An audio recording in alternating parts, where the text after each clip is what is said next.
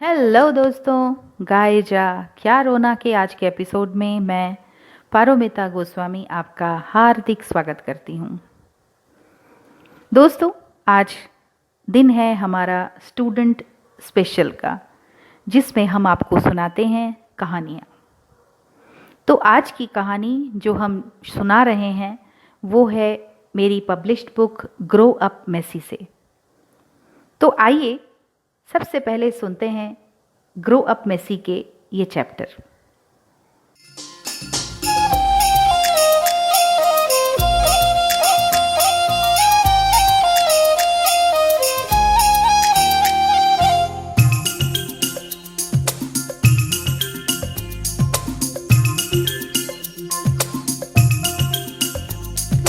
छोटा बच्चा जान के ना कोई आंख दिखाना रे। टुपी टुपी टप टप, टुपी टुपी टप टप। तो दोस्तों, आज जो कहानी मैं आपको ग्रो अप मेसी से सुनाने जा रही हूँ वो बड़ी दिलचस्प है। तो हुआ यूं कि पल्लवी मौसी की शादी तय हो गई और इस शादी में शरीक होने के लिए माधवी मिस्री चले गए।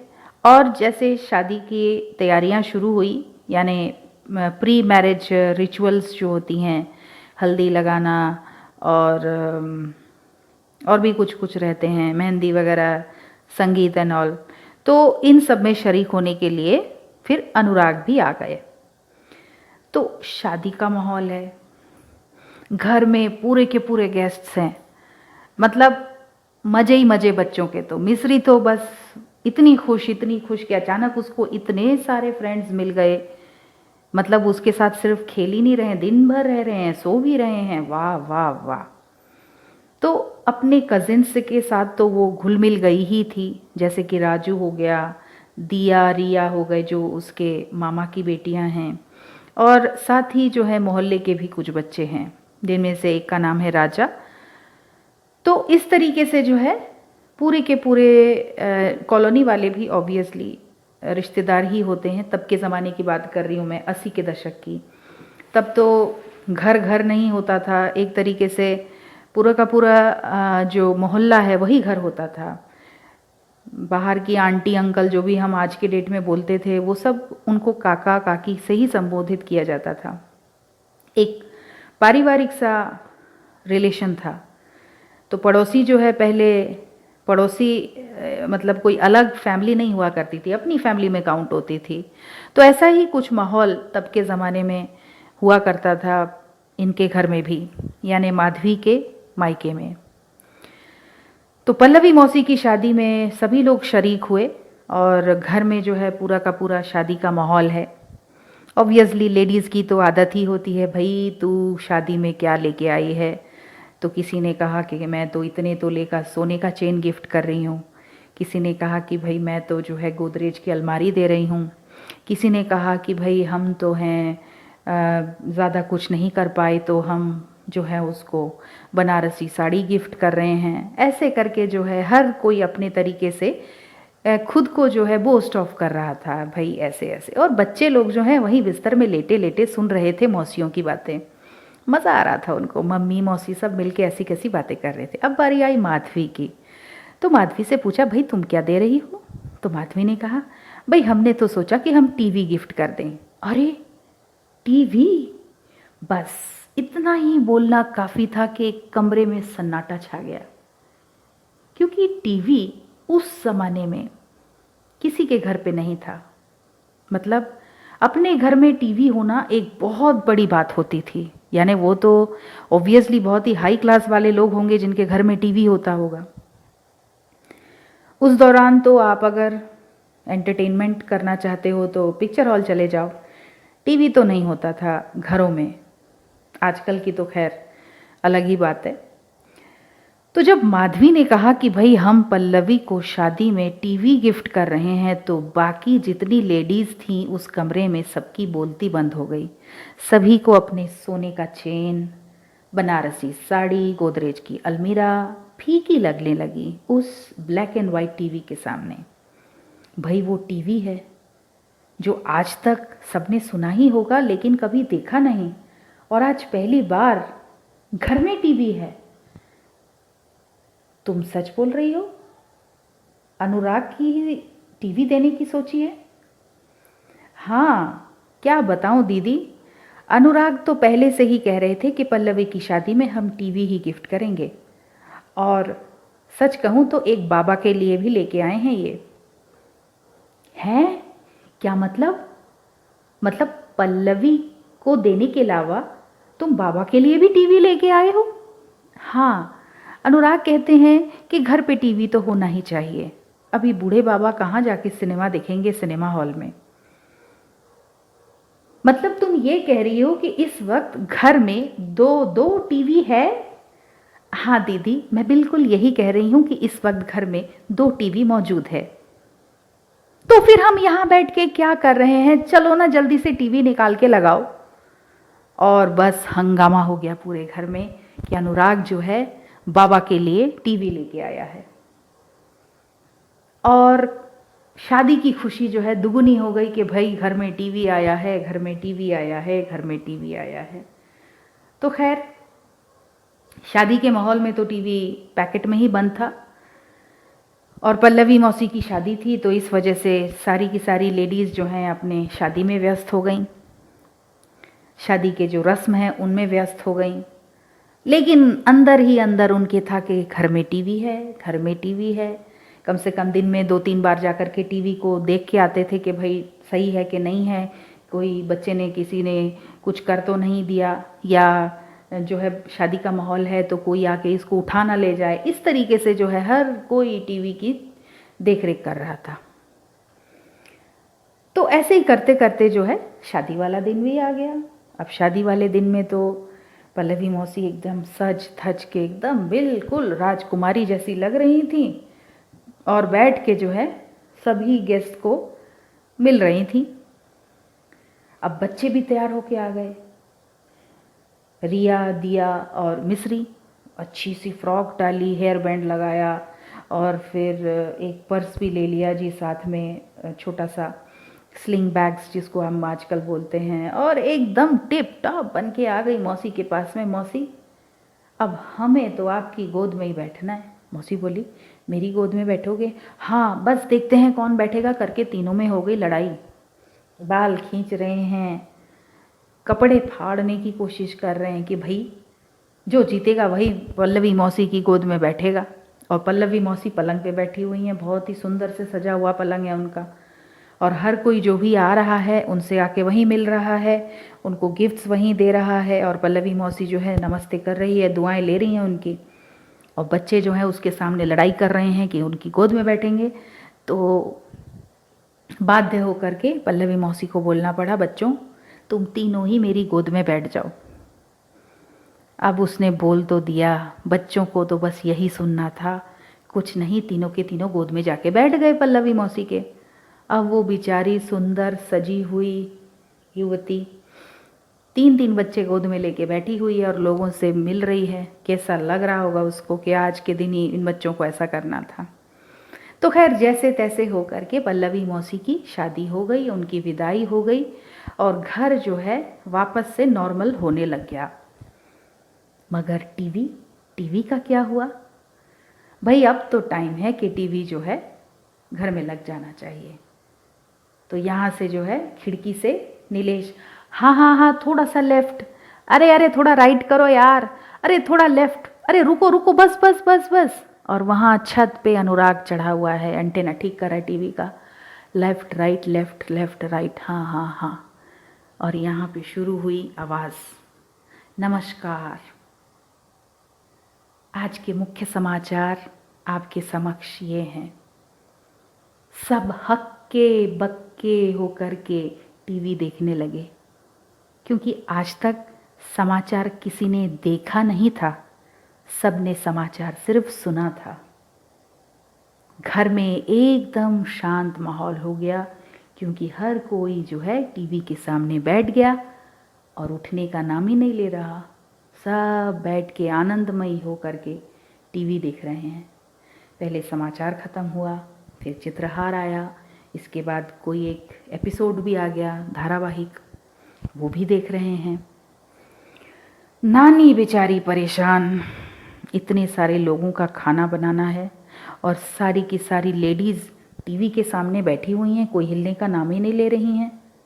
ये तो बहुत ही बेकार चीज़ आ गई घर में। पहले तो है हम लोग एक दूसरे से कम बात करते थे, हंसी ठट्टा करते थे, और टीवी के आते ही जो है सब चुप हो गए और टीवी देखने में व्यस्त हो गए। कोई हिल नहीं रहा, कोई किसी से बात नहीं कर रहा।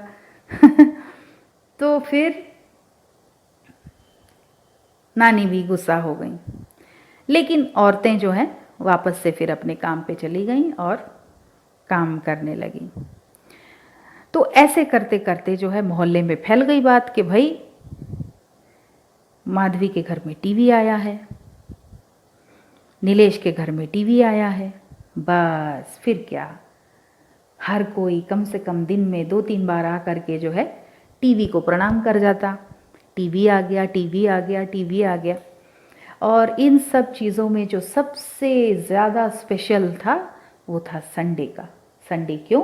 क्योंकि संडे को शाम 5 या 5:30 बजे के करीब आता है पिक्चर, और उस पिक्चर देखने के लिए पूरा का पूरा मोहल्ला यहाँ पे आके बैठ गया। ठंड का माहौल भी था तो अच्छी गैदरिंग हो जाती थी घर में। बच्चे सारे नीचे जो हैं अपना चटाई वटाई ले करके बैठ जाते थे, और बड़े लोग जो हैं कुर्सी जितनी थी घर में सब लाइन से लगा दिए सिनेमा हॉल जैसे, और सब के सब कुर्सी लेके बैठ गए। अब उस दिन बड़ा स्पेशल था। उस दिन जो है राजेश खन्ना और शर्मिला टैगोर की पिक्चर आराधना आ रही थी। ओह, सुपर डुपर हिट मूवी उस वक्त के। तो मैं आपको बताऊं कि पिक्चर हॉल में हर किसी ने जाके ये मूवी देखी होगी, मगर आज पहली बार ये टीवी पे भी आ रहा है, तो टीवी पे देख रहे हैं आराधना पिक्चर। अब आराधना जब शुरू हुआ तो बस लोग उसके गीत गुनगुनाने लगे, एकदम रम से गए। अब उधर मोहल्ले में जो है मोहल्ले का चोर हुआ करता था, नाम था उसका हुरिया। उसने सोचा भाई आज के दिन जो है मैं ज़्यादा लेट नहीं करूँगा चोरी वोरी करने में, शाम को ही निपटा लूँगा चोरी।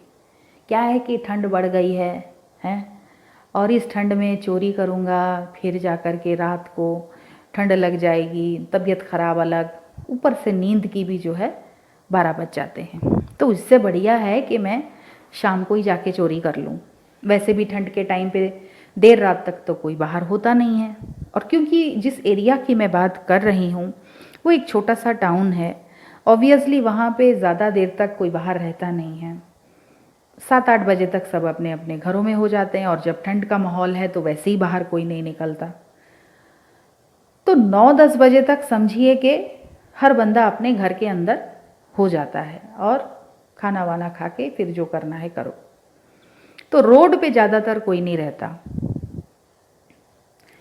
तो हुरिया इसी ताक में था कि भाई मैं जो है वो 1:30-2 बजे, रात के 3 बजे जा कर के अब चोरी नहीं करूँगा, क्योंकि मैं थक जाता हूँ, ठंड लग जाती है मुझे, तो मैं इसी टाइम पे जो है शाम वाले टाइम पे चोरी कर लूँगा। अब हुरिया जैसा चोर जो है चोरी भी करता तो मुर्गी चुराता था, अंडे चुराता था, या वो जो खजूर के पेड़ में रस लगा होता था तो रस चुराता था, और नहीं तो लौकी चुरा ली पेड़ की, ये वो इस तरीके की चोरियां वो करता था।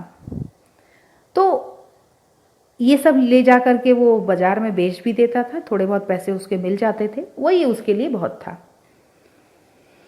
ऐसे ही करके जो है उसने छलांग मारी और दीवार के अंदर आ गया, कंपाउंड में माधवी लोगों के घर पे।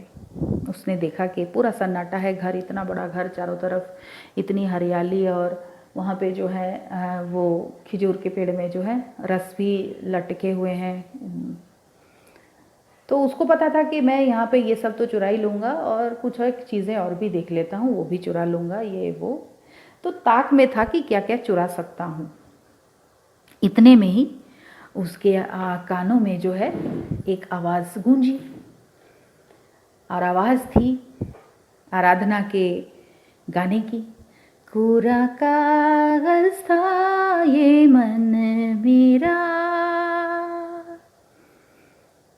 अब ये गाना जैसे ही उसके कानों में गूंजा, उसकी तो हवाइयाँ उड़ गई, वो तो एकदम बड़ी बड़ी आंखों से इधर उधर देखने लग गया। अरे ये गाना कहाँ बज रहा है? राजेश खन्ना का, किशोर कुमार का वो डाई हार्ड फैन था। बस तुरंत ही वो जो है उस गाने की तरफ लपक लपक के चल पड़ा।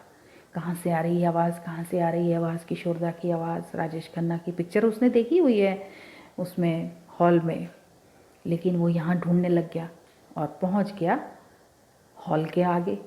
उसने देखा कॉलोनी के आधे लोग उस हॉल में बैठे हुए हैं और एक कोई डिब्बा है सामने, जहाँ पे राजेश खन्ना और शर्मिला टैगोर ये गाना गाते हुए नजर आ रहे हैं। उसने कहा ये क्या कला है,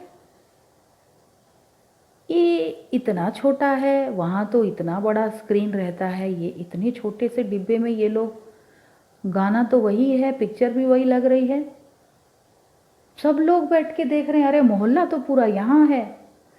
वो गाने में इतना घुस गया कि वो भूल ही गया कि वो एक चोर है। उस वक्त तो बस वो किशोर कुमार का फैन ही था। उसने अपना गमछा उतारा और झाड़ के बरामदे में लगा दिया और आराम से बैठ गया, जहाँ से उसको एक अच्छी व्यू दिख रही थी टीवी की, हॉल में रखे हुए। आराम से बैठ के जो है वो आराधना पिक्चर का आनंद लेने लग गया और किसी को कानो कान खबर भी नहीं हुई कि बाहर जो है एक चोर बैठा है। खैर उस वक्त तो वो चोर था नहीं, वो तो एक फैन था किशोर कुमार का। तो वो बैठ के जो है वहाँ पे पिक्चर देखने लग गया।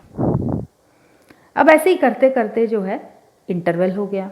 अब उन दिनों जो ये पिक्चर का इंटरवल होता था आधे घंटे तक का होता था, जिसमें समाचार भी आते थे।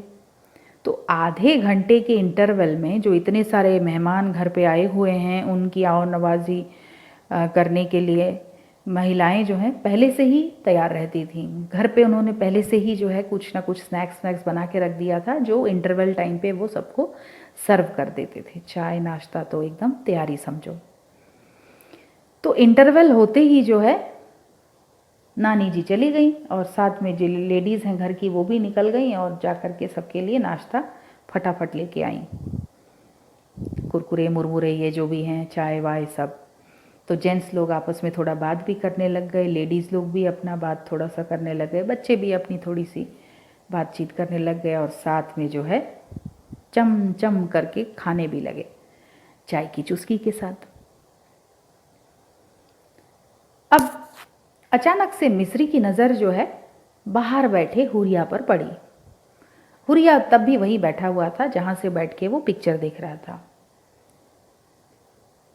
तो तब तक जो है पिक्चर फिर से रिज्यूम हो गई, फिर से शुरू हो गई मूवी।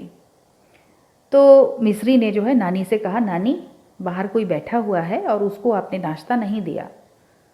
तो नानी बोली, नाश्ता? बाहर कौन बैठा हो सकता है इतने ठंड में? तो इससे पहले कि नानी जाके देखे, नानी ने सोचा चलो हो सकता है किसी घर का नौकर वोकर होगा इसीलिए बाहर बैठा है, कोई बात नहीं, मैं उसको चाय नाश्ता दे देती हूँ। तो नानी जो है चाय नाश्ता लेकर के बाहर जाने लगी। तो नाना जी टोकर, क्या हुआ, कहाँ जा रही हो तुम? वो बाहर कोई बैठा हुआ है, उसको ज़रा चाय नाश्ता दे दूँ। बाहर कोई बैठा है? नाना जी ने बोला जोर से, अरे कौन बैठा है अरे बाहर? अब वो चोर जो है भूल ही गया था कि वो चोर है। हुजूर हुरिया हूँ। हुरिया? कौन हुरिया? हुरिया कौन? हुरिया सुनते ही उसकी जो है चोर की एकदम आंखें चुंधिया गई। अरे यार मैं तो चोर हूँ, मैं यहाँ बैठ के पिक्चर देखने लग गया, भूल ही गया कि मैं चोरी करने आया था। अब अगर इन लोगों ने मुझे पकड़ लिया तब तो सीधे मुझे हवालात में डाल देंगे, पुलिस के हवाले कर देंगे, भागो रे भागो। और वो गमछा उठाया उसने और दे दनादन दौड़ने लगा। उसको दौड़ते भागते देख यहाँ से जो है नाना जी चिल्लाने लगे, चोर चोर चोर, पकड़ो पकड़ो पकड़ो। बस पूरे के पूरे जो अपने लोग थे हॉल में बैठे हुए मोहल्ले के, सब उसके पीछे दौड़े चोर को पकड़ने के लिए। लेकिन हुरिया उनसे ज़्यादा तेज निकला। फटाफट फिर से छलांग लगाई उसने और दीवार के उस पार पहुंच गया।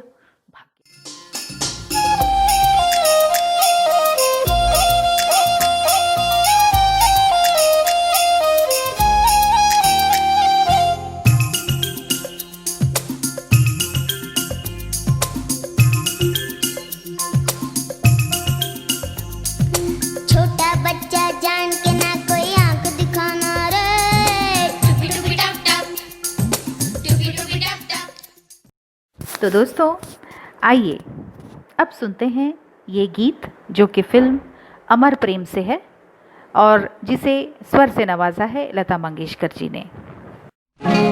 बड़ा नटखट है रे कृष्ण कन्हैया, का करे यशोदा मैया। बड़ा नटखट है रे कृष्ण कन्हैया, का करे यशोदा मैया।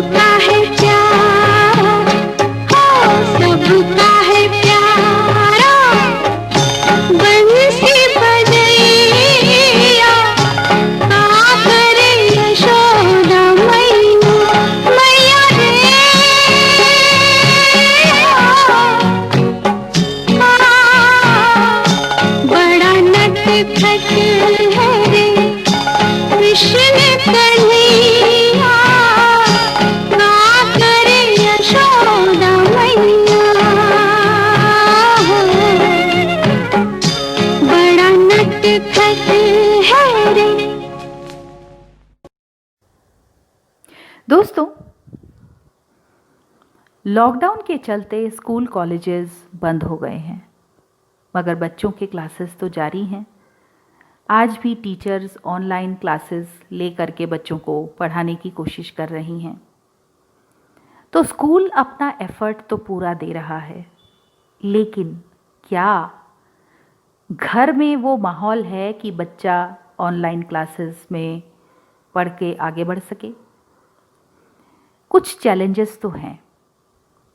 आइए मिलते हैं झिंकी की मम्मी से, जो आपसे शेयर करेंगे कुछ अपनी प्रॉब्लम्स। चलिए झिंकी की मम्मी को मिलते हैं।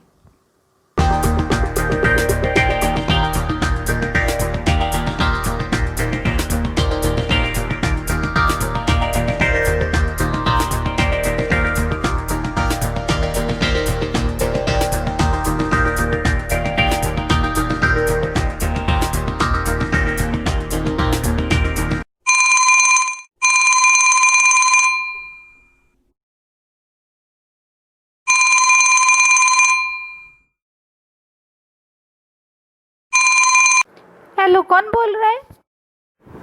गुड मॉर्निंग, मैं जिंकी की टीचर बोल रही हूँ। गुड मॉर्निंग मैडम जी। मैंने आपको ऑनलाइन टेस्ट के डिटेल के लिए कॉल किया था, डिटेल बताने के लिए। अब ये नया क्या सिरदर्द दे दिया आपने? पहले ही घर से स्कूल खोले बैठे हैं, अब टेस्ट भी लें। देखिए, बच्चों के एकेडमिक प्रोग्रेस चेक करने के लिए टेस्ट लेना तो बहुत ज़रूरी होता है, और जब स्कूल ऑनलाइन चल रहा है तो टेस्ट भी हमें ऑनलाइन लेने पड़ेंगे। और सिचुएशन जैसी है वैसे लग नहीं रहा कि अभी स्कूल खोलने के कोई चांसेस भी हैं। ये तो सही बात है। तो बताइए फिर क्या क्या करना होगा? आपको टेस्ट के लिए स्कूल की साइट पर लॉगिन करना होगा बच्चे के आईडी से। एक मिनट, क्या मतलब बच्चे के आईडी से? मतलब जो जिंकी का ईमेल आईडी होगा, आप उससे और लॉगिन करेंगे। जिंकी अभी 7 साल की है, वो ईमेल आईडी क्या खाक रखेगी? को तो ठीक से ईमेल भी नहीं मतलब मालूम होगा। ईमेल आईडी आप बना लीजिए जिंकी के नाम से। देखिए, प्रोसीजर है, फॉलो करना पड़ेगा। ये भी खूब रही, आज बोल रही हैं जिंकी के नाम से ईमेल आईडी बना लीजिए, कल बोलेंगी फेसबुक अकाउंट बना लीजिए, फिर यूट्यूब चैनल बना लीजिए। प्रोसीजर के नाम पे आप कुछ भी करा लें।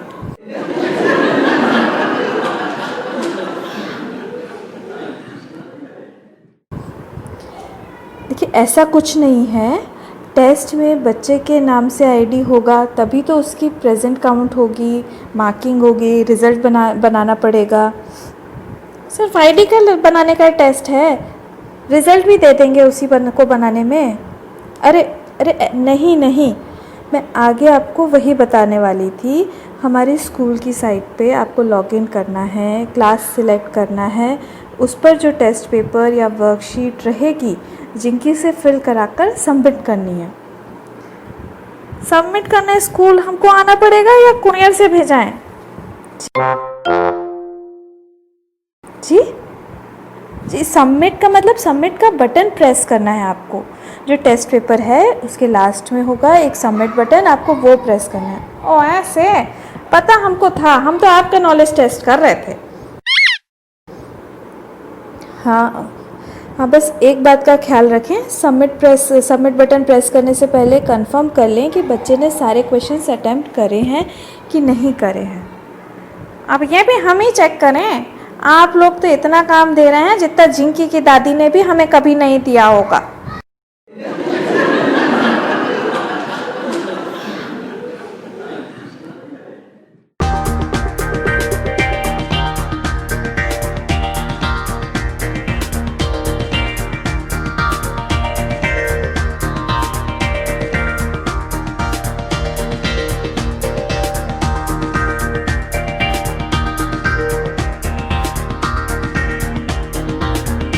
तो झिंकी की मम्मी का स्क्रिप्ट और वॉइस ओवर दिया है मौलश्री अंबस्त ने।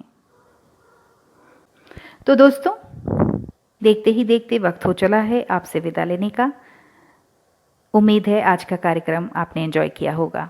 ऐसे ही अपने आशीर्वाद और स्नेह हमें देते रहिए ताकि हम आपके लिए अच्छे अच्छे प्रोग्राम्स बना सकें। तो मुलाकात होगी दोस्तों कल फिर से नए एपिसोड के साथ। तब तक के लिए जय हिंद।